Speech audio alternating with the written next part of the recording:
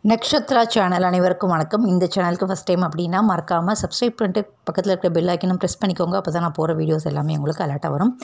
இது முழுக்க ஆன்மீக தகவல்களை தழுவி வர சேனலுங்க. நம்ம சேனலில் நிறைய ஆன்மீக குறிப்புகள், ஆன்மீக செய்திகள், எந்த கோவிலுக்கு போனால் எதை மாதிரி பரிகாரங்கள் அப்படின்லாம் நம்ம பார்த்துட்டு வரோம். அந்த வகையில் ஒரு அன்பர்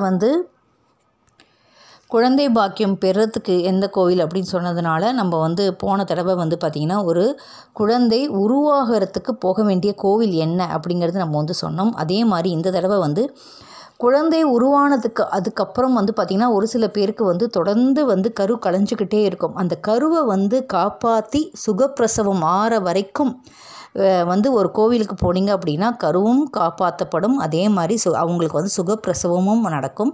அந்த மாதிரி ஒரு கோவில் இன்றைக்கி நம்ம பார்க்க போகிறோம். இது அத்தனை பேருக்குமே தெரிஞ்ச கோவில் தான். தமிழ்நாட்டில் தஞ்சாவூர் மாவட்டத்தில் திருக்கருக்காவூர் அப்படிங்கிற ஒரு ஊர் இருக்குங்க. ரொம்ப அருமையான ஸ்தலம். அந்த ஸ்தலம் பார்த்திங்கன்னா அருள்மிகு முல்லைவனநாதர் திருக்கோவிலில் கருக்காத்த நாயகியாக கற்பக ரக்ஷாம்பிகை இருக்காங்க. இந்த கோவிலோட முகவரி அருள்மிகு முல்லைவனநாதர் திருக்கோவில், திருக்கருக்காவூர், தஞ்சாவூர் மாவட்டத்தில் அமைஞ்சிருக்கு. கோவில் காலை 6 மணிலேருந்து 12 மணி வரை நடை திறந்திருக்கு. மாலை 3 மணிலேருந்து இரவு 8 மணி வரை நடை திறந்திருக்கும். இந்த கோவிலோட தலப்புராணம், தலப்பெருமை அப்படின்னாக்க சுவாமி இங்கே சுயம்பு மூர்த்தியாக அருள்பாலிக்கிறாரு.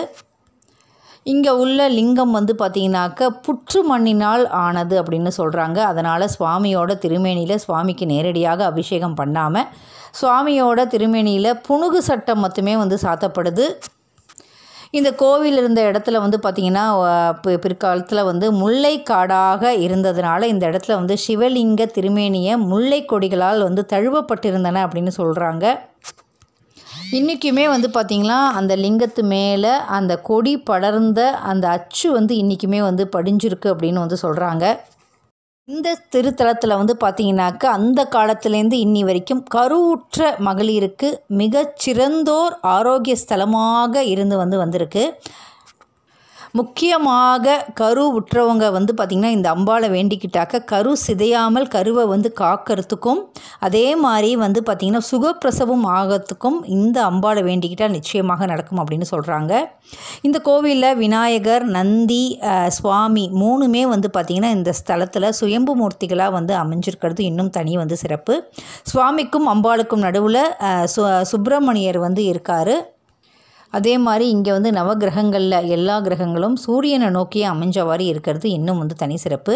அம்பாள் இடது கையை இடுப்பில் வச்சபடி கர்ப்பத்தை தாங்கியபடி உள்ள இருக்கிறதுனால கருவை காக்கிறதுக்காக வந்த அம்மன் அப்படின்னு எல்லாரும் சொல்கிறாங்க. இந்த கோவிலில் பார்த்திங்கன்னா நிறைய தினமுமே பார்த்திங்கன்னா குழந்தைக்கு இடைக்கிடையாக துலாபாரம் கொடுக்கறது வழக்கமாக இருக்குது. குழந்தை இல்லாதவங்க இங்கே வேண்டிக்கிட்டாக்க குழந்தை உருவாகி கருவை காத்து சுகப்பிரசவம் ஆனதுக்கப்புறம் குழந்தைய தங்கத்தொட்டிலில் கூட போடுறதா வேண்டிக்கிட்டு பண்ணுறாங்க. இந்த கோவிலில் பார்த்திங்கன்னா சுவத்தில் இந்த கோவிலோட வரலாறு ரொம்ப அழகாக இருக்குது. தெரியாதவங்களுக்காக நான் இந்த வரலாறை சொல்கிறேன். முன்னொரு காலத்தில் பார்த்திங்கன்னா இந்த இடம் முல்லைக்கடா இருந்தது அப்படின்னு சொன்னேன் இல்லையா? அதை மாதிரி இருந்தபோது நித்துருவர் வேதிகை அப்படிங்கிற தம்பதி பார்த்திங்கன்னா தங்களுக்கு குழந்தை இல்லாத குறையினால் முல்லைவனத்துநாதனையும் இறைவியையும் வணங்கி குழந்தை பேர் வேணும் அப்படின்னு வேண்டிக்கிட்டாங்களாம். அதன்படியே பார்த்திங்கனாக்கா வேதிகை கருவும் விட்டுறாங்க. வேதிகை கருவுற்றிருந்த போது கணவர் வெளியில் போயிருந்த சமயத்தில் பார்த்திங்கனாக்க கர்ப்ப அவஸ்தையில் கஷ்டப்பட்டாங்களாம். அப்போ பார்த்திங்கன்னா ஒரு முனிவர் பிச்சை கேட்டு வந்தாராம். மயக்கமடைந்து இருந்ததுனால வேதிகையால் முனிவருக்கு பிச்சையிட முடியாததுனால முனிவருக்கு கோபம் சாபமும் இட்டாங்களாம்.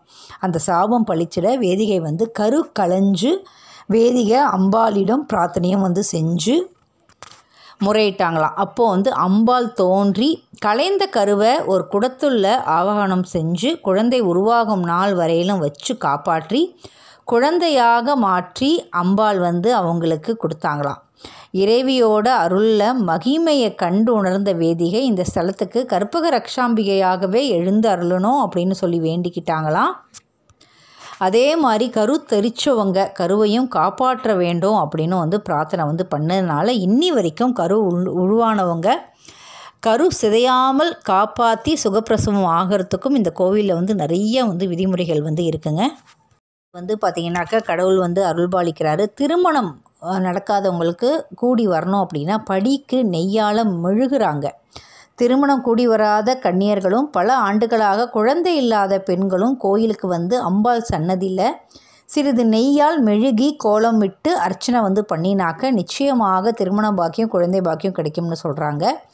தங்களோட பிரார்த்தனை பலித்தவுடன் பக்தர்கள் தொட்டில் கட்டி துலாபாரமும் வந்து பண்ணுறாங்க. குழந்தை பாக்கியம் பெற வைக்கும் நெய் அப்படின்னு சொல்லிட்டு அங்கே நெய்யும் அங்கே வந்து கிடைக்கிது. திருமணமாகி பல ஆண்டுகள் ஆகியும் குழந்தை இல்லாதவங்க அம்பாளோட திருப்பாதத்தில் வச்சு மந்திரிச்சு கொடுக்கப்பட்ட நெய்யை தம்பதியினர் வந்து பார்த்திங்கன்னா 48 நாட்கள் தொடர்ந்து இரவில் சிறிதளவு சாப்பிட்டு வந்தாங்க அப்படின்னாக்க நிச்சயமாக குழந்தை பேறு கிடைக்கும். இது முக்கியமாக மனைவி தினமும் சாப்பிட்டாக்க நிச்சயமாக குழந்தை பேறு கிடைக்கும் அப்படின்னு வந்து சொல்கிறாங்க. அதே மாதிரி சுகப்பிரசவம் அடையிறதுக்கு வந்து பார்த்திங்கன்னா விளக்கெண்ணெய் கர்ப்பம் அடைஞ்ச பெண்கள் சுகப்பிரசவம் அடைவதற்கு அம்பாள் திருபாதத்தில் வச்ச விளக்கெண்ணெயை வச்சு மந்திரிச்சு வந்து கொடுக்குறாங்க. இது விசேஷமானதான ஒரு எண்ணெயாக இருக்குது. பிரசவ வலி ஏற்படும் போது வயிற்றில் வந்து தடவினாக்க எவ்வித கோளாறுகள் இல்லாமல் ஆபத்துகள் இல்லாமல் பின்விளைவுகள் இல்லாமல் சுகப்பிரசவம் ஆகும் அப்படின்னு இன்னி வரைக்கும் நம்பிக்கையாக வந்து இருந்துக்கிட்டு இருக்கு. அதே மாதிரி வந்து பார்த்திங்கன்னா அந்த கர்ப்ப காலத்தில் அப்பப்போ வந்து வலி வந்து வர்றதுக்கான வாய்ப்புகள் நிறையா இருக்கும். அந்த வலி வரும்போது அசாதாரண வலி தோன்றினால் இந்த மந்திரித்த விளக்கெண்ணெயை வயிற்று தடவினாக்க அதுக்கான நிவாரணம் கிடைக்கும். பொய்யான வலியாக இருந்தால் அது மறைஞ்சு போயிடும். இல்லைனா பிரசவ வலியாக வந்து மாறி அது வந்து சுகப்பிரசவத்தில் வந்து கொண்டு போகும் அப்படின்னு வந்து சொல்கிறாங்க. இந்த கோவிலோட அமைப்பே சோமஸ்கந்த அமைப்பு அப்படின்னு வந்து சொல்கிறாங்க. சிவனுக்கும் அம்மனுக்கும் நடுவில் முருகன் சன்னதி அமைந்திருக்கிறது வந்து பார்த்திங்கன்னா ரொம்ப ரொம்ப சிறப்பு. முக்கியமாக குழந்தை பாக்கியம் பெற்று குழந்தைக்கு வந்து சிதையாமல் வந்து சுகப்பிரசவமாகி குழந்தை வந்து நல்லபடியாக பிறந்தோடனே இங்கே வந்து துலாபாரமும் குழந்தைய வந்து தொட்டியில் போடுற நேர்த்தி கடனும் வந்து நடக்குது. சிவனோட தேவார பாடல் பெற்ற சிவாலயங்களில் இது வந்து 81வது தேவார ஸ்தலம். இந்த கோவிலில் நிறைய பிரார்த்தனைகள் வந்து பண்ணுறாங்கங்க. மாதவிடை கோளாறு உள்ளவங்க கூட இந்த கர்ப்பப்பை சம்பந்தமான நோய்கள் உள்ள பெண்கள் கூட வந்து பார்த்திங்கன்னா இங்கே வந்து வழிபடுறாங்க. தீராத நோய் உடையவர்கள் குறிப்பாக சரும நோய் இருக்கிறவங்க சுவாமிக்கு புனுகு சட்டம் சாத்தி தன்னோட நோய் நீங்கிறதுக்கு வந்து வேண்டிக்கிறாங்க. இங்கே வந்து பார்த்திங்கனாக்க முல்லை வனநாதனை வந்து வணங்குவோருக்கு துயரம் நீங்கி மன அமைதி கிடைக்கும் அப்படின்னு சொல்லி இங்கே வந்து மக்கள் வந்து நம்பிக்கையாக இருக்காங்க. இந்த கோவிலோட அமைப்பு ரொம்ப ரொம்ப அழகாக இருக்குது. அழகான சூழலில் தெப்ப குளத்தோட வந்து இந்த கோவில் வந்து அமைஞ்சிருக்கு. அருமையான மன நிம்மதி தர நிறைய வந்து பார்த்திங்கன்னா பூச்செடிகள் இந்த கோவிலில் வந்து இருக்குங்க.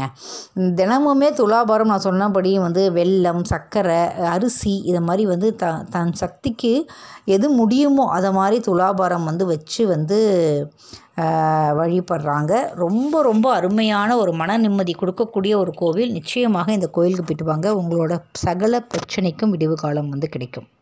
இந்த பதிவு உங்களுக்கு உண்மையிலேயே வந்து பிடிச்சிருக்கும் உபயோகரமாக இருக்கும் அப்படின்ட்டு நம்புகிறேன். நம்ம சேனலுக்கு உங்களுக்கு பிடிச்சிருந்ததுன்னா கண்டிப்பாக லைக் பண்ணுங்கள், சப்ஸ்கிரைப் பண்ணுங்கள், உங்கள் ஃபேமிலிக்கு ஷேர் பண்ணுங்கள். இதே மாதிரி வேறு ஒரு ஆன்மீக செய்திகளை உங்களை சந்திக்கிறேன். நன்றி, வணக்கம்.